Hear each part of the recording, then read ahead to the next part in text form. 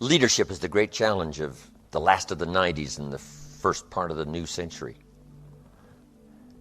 The challenges in science, the challenges in education. You know, we got to straighten out our educational program or we'll fall behind among the nations of the world. It's going to take some incredible leadership. Politics. Boy, it'd be great to be proud instead of embarrassed. Leaders in industry, sales, management, you name it. The leadership role is really challenging for the next century. So now, here's what leadership is. The challenge to be more than mediocre. The challenge to step up to a new level, a new dimension. And here's what this new dimension has. Opportunity and responsibility. But who wouldn't want the responsibility along with the opportunity if it builds an extraordinary life? You wouldn't want it any other way. Here's some of the refinement of leadership. Now, I've got to go through these notes rather quickly. The refinement of leadership. Make this list. Learn to be strong but not rude. Some people mistake rudeness for strength. Rudeness we don't need. Strength we do need. Here's the next one. Learn to be bold but not a bully. We need to boldly seize the day, boldly seize the opportunity, boldly seize the chance. But we don't need bullies. We don't need anybody to push anybody around. There's a whole new level of leadership. Especially like in network marketing, you got to learn it anyway if you want to succeed. But it'll work anywhere. A new method of leadership. Here's what it is. Leadership by invitation. Not leadership by threat. Not leadership by aggravation. Not leadership by intimidation. That now shows the weakness of the leader. That now shows ego at work instead of skills. But it's leadership by invitation. Invite somebody to a better way of doing things. Here's what else it's called. Leadership by inspiration. Inspiring somebody to make the necessary changes to move up or to get the job done. As leaders, we inspire. As leaders, we entice. As leaders, we invite, entice, inspire. Not threaten. New kind of leadership. Be bold but not a bully. Next.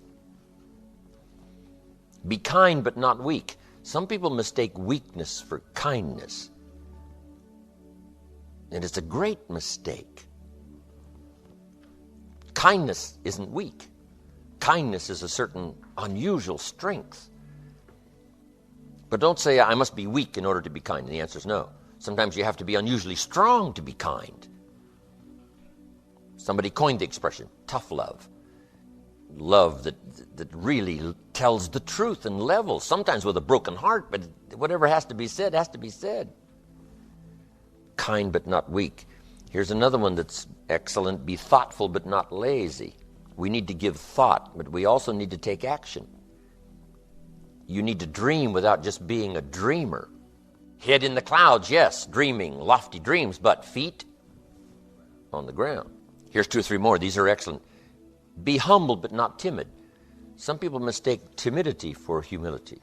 Humility is a virtue. Timidity is an illness. It can be cured. It can be managed. And if you are timid, you got to work on it. I'm telling you, it's a weakness. It's not a virtue. But you must turn your timidity into strength and keep working on it and keep working on it until finally you have driven it into such a small corner that it does not devastate your life anymore. Now you use it as a source of teaching. I used to be so shy and so timid, but I worked on it and I worked on it and I've driven it into such a small corner it doesn't dominate my life anymore. It's still there, but it doesn't dominate. That's what's important. But humility is a virtue. Expands your ability to understand the vastness of it all and how small we are in relation to everything. Humility that causes you to get on your knees and talk to a child without any fear of how you'll look. Humility. To understand, yes, humans are unique, but in the vast space of it all, we're all pretty small. Yes, we know, but what we don't know is so much greater than what we do know. Here's a couple of more. Be proud without being arrogant. There's something to be said for team pride and community pride. company pride, personal pride. But don't cross the line to where you're being proud now becomes arrogance. Pride we need, arrogance we don't. Arrogance is usually the childish attempt to make up for lack of self-worth. The childish attempt to make up for lack of self-worth has a tendency to create arrogance. And you know the worst kind of arrogance? Arrogance from ignorance. That's the worst kind. If a guy's smart and arrogant, we can tolerate that. But if a guy's dumb and arrogant, that's hard to take. So now, all leaders must learn the basic laws so they can use them as illustrations as well as use them for productivity. Here's the first of the basic laws. Whatever you sow, you reap. Now here's another way to put it on the positive side. In order to reap, you must sow. Reaping is reserved for those who sow, who plant. To deserve the harvest, you must plant the seed. Take care of it in the summer. Carefully harvest it and then do wise things with the harvest. Here's the rest of the law of sowing and reaping. If you sow good, you reap good. If you sow bad, you reap bad. You can't sow bad and hope for good. You can't plant weeds and hope for flowers. It works both positive and negative. Now, here's something else about the law of sowing and reaping. You don't reap what you sow. That's important to understand. You reap much more than what you sow. If you just reap what you sow, what's the exercise for? No, we don't reap what we sow. We reap much more than what we sow. Now, here's what's important to understand on that. It works both positive and negative. The old prophet said, if you sow to the wind, you don't reap a wind. You reap a whirlwind. You got to be careful sowing to the wind. It doesn't come back as a wind. It comes back as a whirlwind. That's on the negative side. But now it also works on the positive side. If you plant a cup of corn, how much do you get back? A cup? No, a bushel for the cup. You get back much more than what you plant. That's the reason for planting, for the increase. Positive, negative. Now here's the next key to the law of sowing and reaping. Sometimes it doesn't work at all. Everybody has to understand. The farmer plants the crop in the spring, takes care of it all summer, is an honorable man, loves his family, is a decent citizen. But the day before he sends the combines into the field, a hailstorm comes along and beats his crop into the ground, and it's gone, it's lost. So this time it didn't work. So now what must the farmer do? He's got to decide whether to do it again or not. Shall we take another chance in the next spring? We would advise him to do so, even though he lost everything in the last harvest. And it didn't work. You didn't reap what you sowed. But here's the law of averages. Here's the odds. More often than not, you reap what you sow. More often than not, you'll have a harvest if you plant in the spring. There's no guarantee, but more often than not. And guess what more often than not is? Pretty good odds. It's better than Las Vegas. The law of sowing and reaping. Next, one of the most important laws to learn is the law of averages. If you do something often enough, you'll get a ratio of results. Once you understand that, the world is yours. Learning to employ people in the unique thing called the law of averages is stunning in its result in terms of fortune. Let's say you're in sales and you talk to 10 people just getting started. If you talk to 10, you get 1. We now have what we call the beginning of a ratio. Talk to 10, 9 say no, 1 says yes. I'll buy your product, I'll take your service. Somebody says, well, 1 out of 10 isn't that good. Well, you're just getting started. Because here's what happens with the law of averages. Once it starts, it tends to continue. If you talk to 10 and get 1, chance is excellent. If you talk to 10 more, you'll get another one. In baseball, we call it batting average. Swing 10 times, get a hit. Swing 10 times, get a hit. Nobody bats 9 out of 10. So you don't have to be perfect here. All you have to do is understand the law of averages. Now, even if you're only getting 1 out of 10, you can now start to compete. If you've been here a long time, you can get 9 out of 10. I just joined, I can only get 1 out of 10. I'm telling you, if we have a contest, I will beat you. You say, well, you just started, how could you beat me? It's very simple. If we have a 30-day run on a contest or a 60-day run, while you talk to 10 and get 9, I will talk to 100 and get 10. I win. Isn't that clever? Here's what I do if I'm new. I make up in numbers what I lack in skill. I make up in numbers what I first lack in skill. Now, when my skills increase, I don't have to do 100 to get 10. Once you understand the law of averages, I'm telling you, it's so exciting to work with the law of averages. The law of averages works in our little money plan here. You know, chances are excellent if you have this little plan. I'm telling you, chances are excellent. It'll work, it'll work, it'll work. The ratios will work for you. Here's what else is exciting. The law of averages can be increased. At first, you only get 1 out of 10, but the better you get, the more skills you develop. Now you get 2 out of 10, and then 3 out of 10. And you don't need more than about 2, 3 out of 10 to get rich. In working with people, there's a unique story about the law of averages. It says the sower went out to sow the seed. Number one, he had excellent seed, or a great story to tell and a good product to sell. And it says the sower was ambitious, got up early in the morning and went out to do the deal. So good seed, ambitious sower, and he starts to sow the seed. But here's what happens. Make the notes. The first part of the seed that he sowed, the birds got, and the birds are going to get some. John said, yes, I will come check out the meeting, see if that's an opportunity for me. He says, I will be there on Tuesday night. Tuesday night comes, John isn't there. Say, I wonder where he is. The birds, whatever form they come in. And he's not there. Somebody stole the seed. Somebody robbed him of the opportunity. Guess what you can do about it? Nothing? Well, you could chase birds, but I'm telling you, it's not a good deal.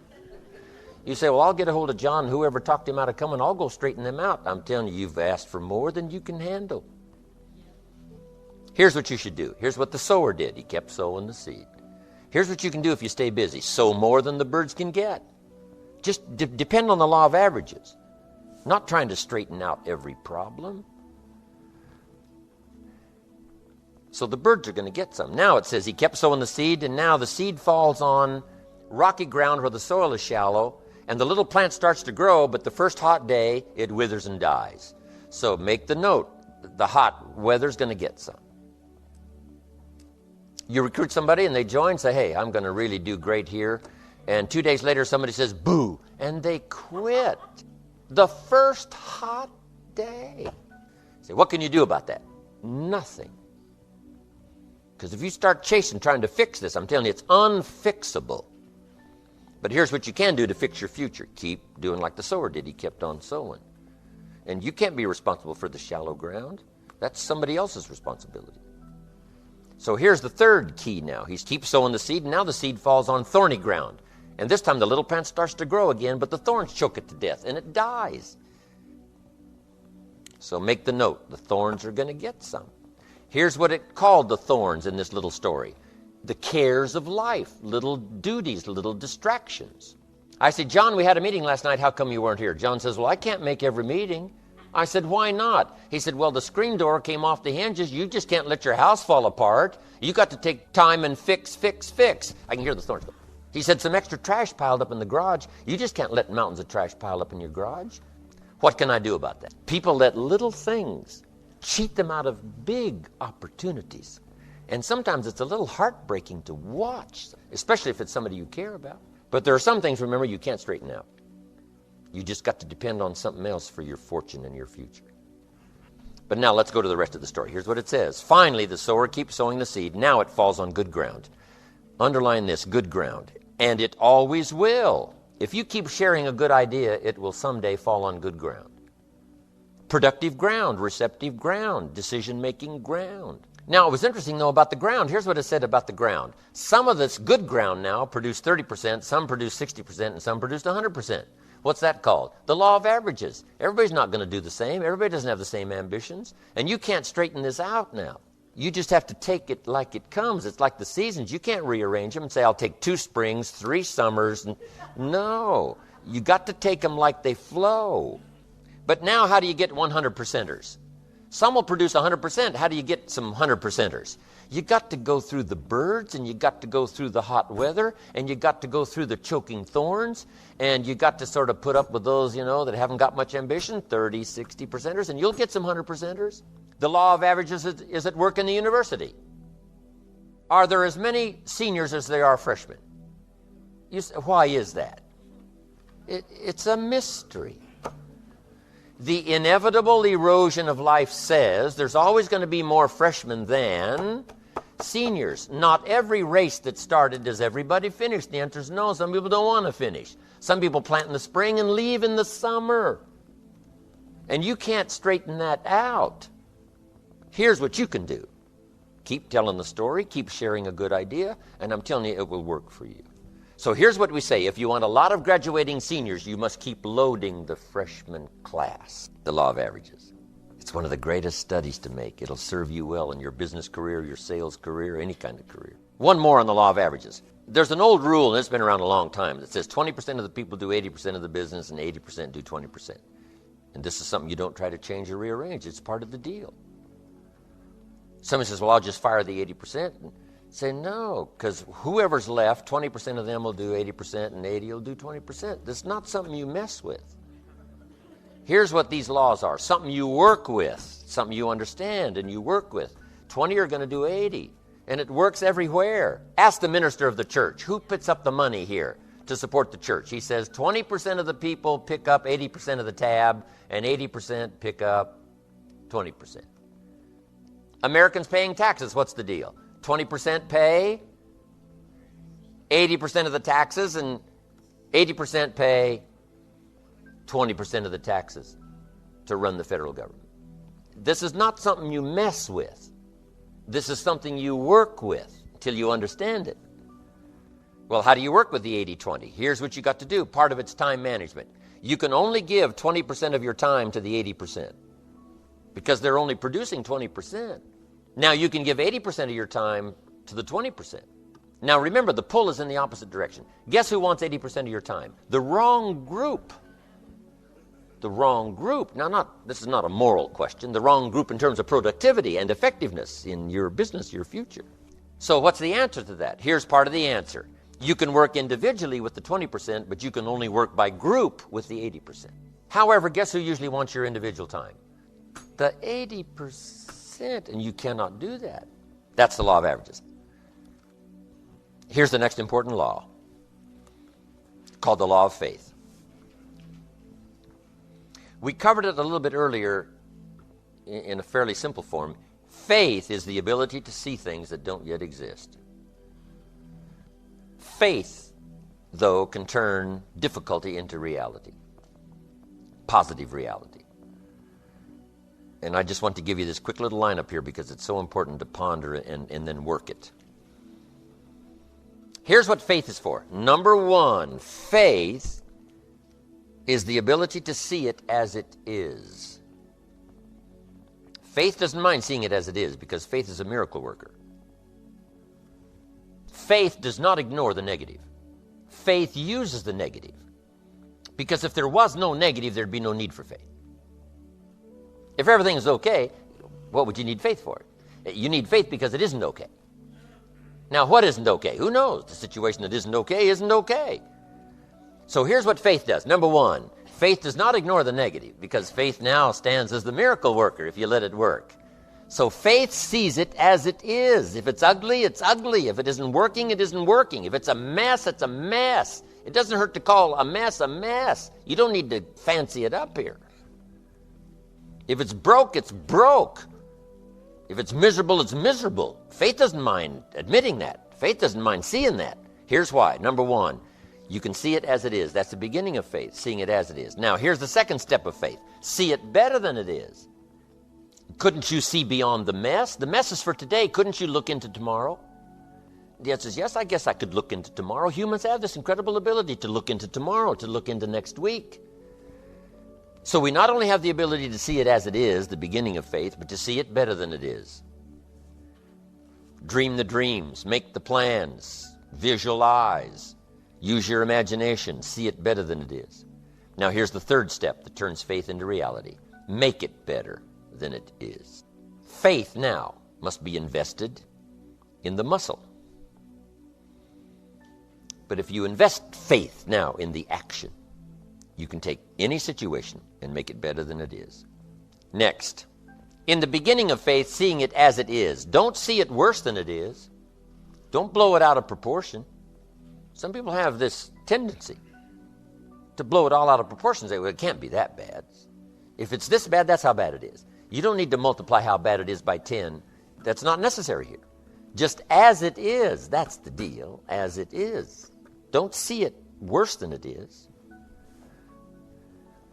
Now here's the next unique key to faith. Don't see it for more than it can become. There's a thin line between faith and folly. Yes, it's possible to see yourself as a millionaire, but not overnight. Somebody says, well, yes, I can see that. Don't see it for more than it can become in a reasonable period of time. Yes, if it dropped out of the sky overnight, but that's not likely. But it's still possible to be a millionaire. It's still possible to be rich and wealthy, given a certain amount of time working with the law of averages and all the rest of the stuff we've talked about today. So don't see it for more than it can become, so that you move into folly instead of faith. Plenty is possible without being foolish in your faith exercise. But now here's two more cautions. Number one, it might be worse than you first see it. You better look underneath. Because sometimes you just look at the surface. You better take a look so that you can really see it as bad as it is. Not to overblow it now, but to make sure you see it as bad as it really is. Now here's the next one. Give yourself a chance to understand that it could be far more in the future than what you can first see. By faith, here's all you can see. The miracles that we see here gives us a certain amount of faith, but it looks like we need some more. But you take the first step.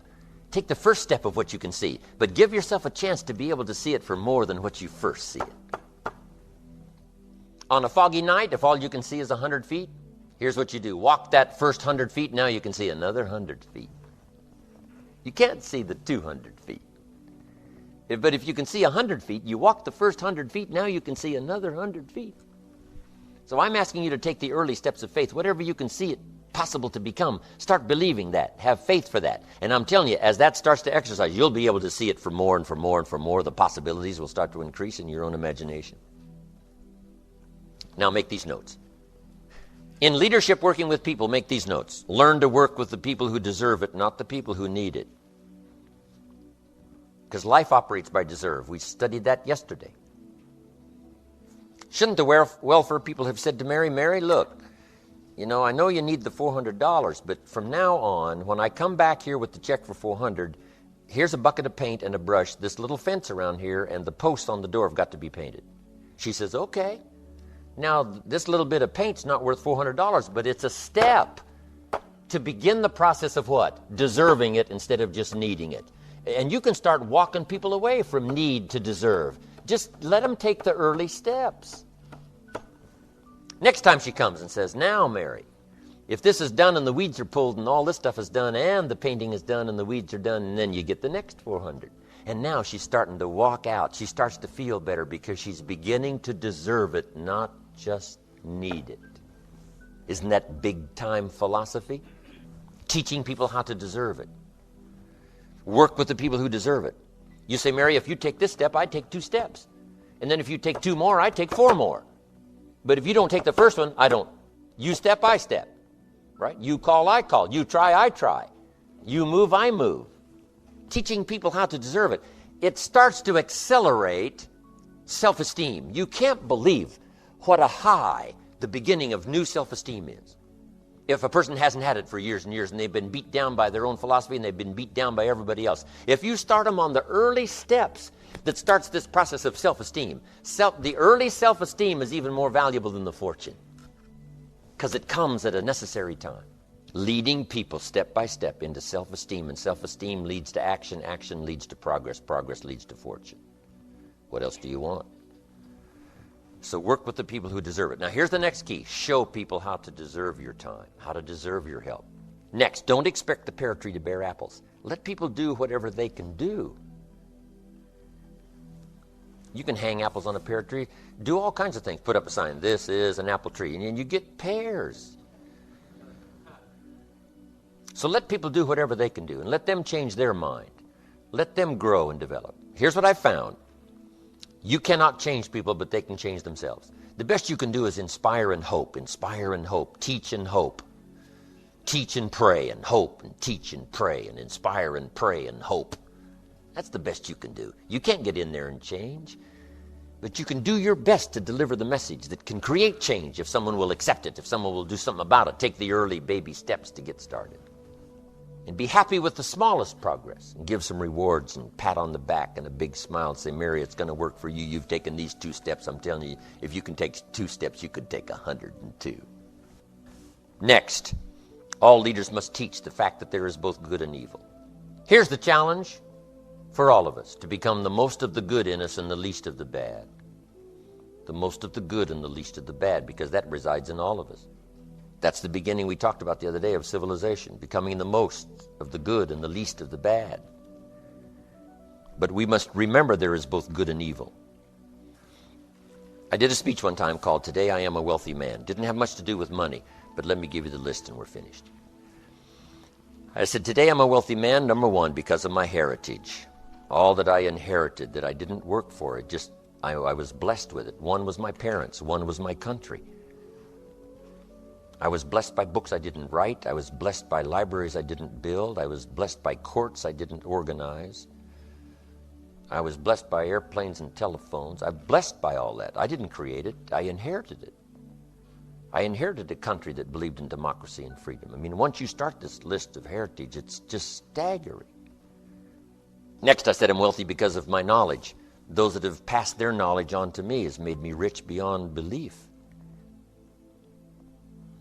Here's what I asked for one time, a long time ago: unusual awareness.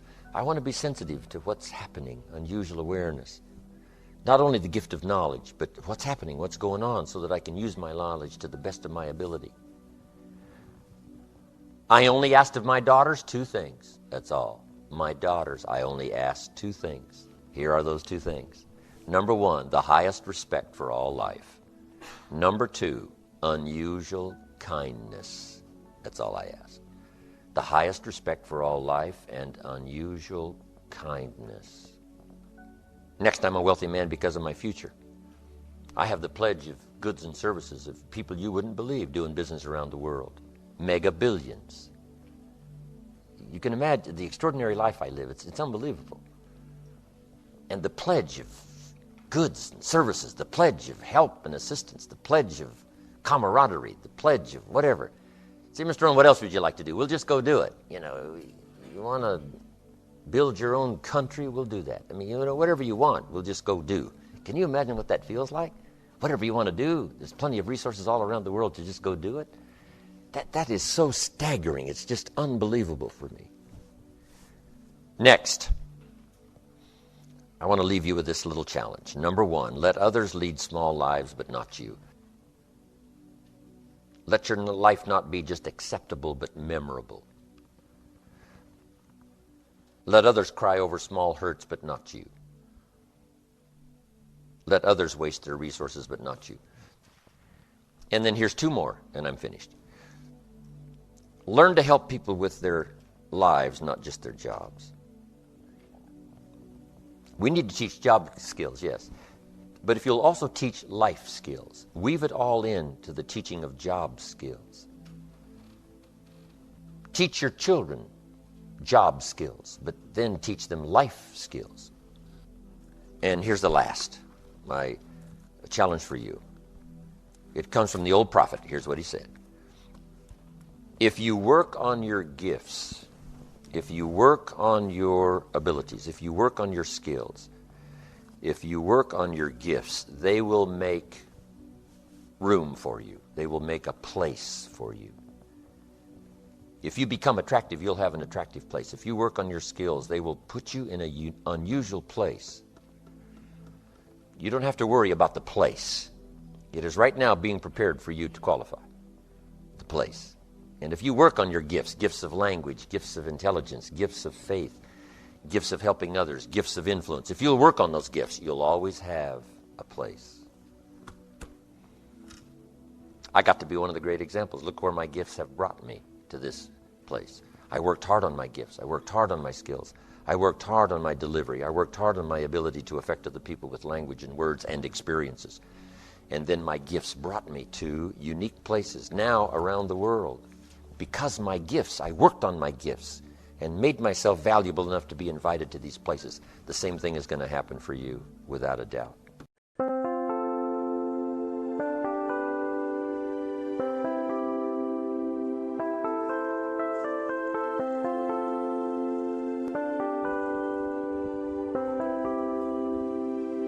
Chẳng được quên khi cơn mưa đêm lại về, Em nơi quên lời thề và ta như đông chìm sâu, không còn mơ em anh nhận màu. Em chỉ cần mơ đâu em chỉ còn là những cơn mơ vô giá cho bên mơ em không mơ anh. Anh một đêm mơ chỉ cần bên em không được cần nhớ và chỉ có em không còn nhớ và người ta bên nhau như ngã tớ.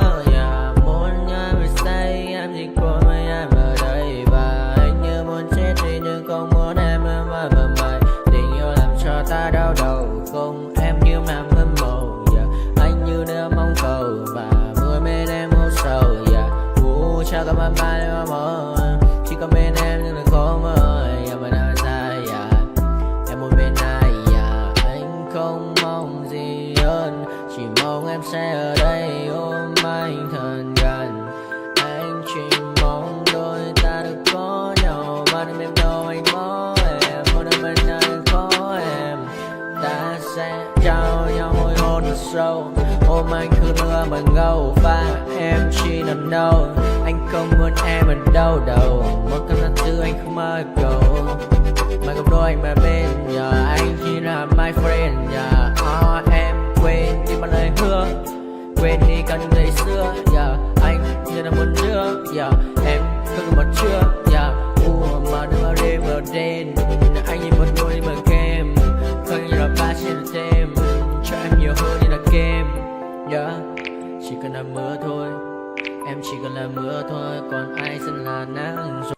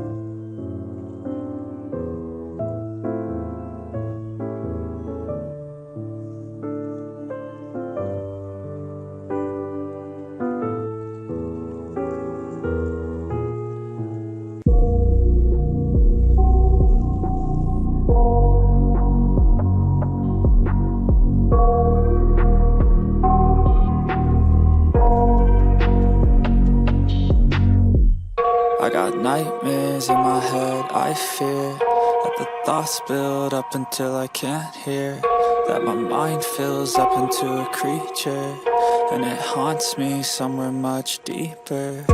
Anxiety, filling up every space, no privacy. And silently, it could build and build until you finally see, whoa, it's taking over, damn no closure, moving closer. No exposure, I just wanna be a loner. Some can't stay sober, looking over all their shoulders, like moving boulders just to get out of the home. It sucks, I've had enough, I don't wanna feel the stuck under the rug, all my problems that I shove. I got nightmares in my head, I fear that the thoughts build up until I can't hear, that my mind fills up into a creature, and it haunts me somewhere much deeper. I got nightmares in my head, I fear that the thoughts build up until I can't hear, that my mind fills up into a creature, and it haunts me somewhere much deeper.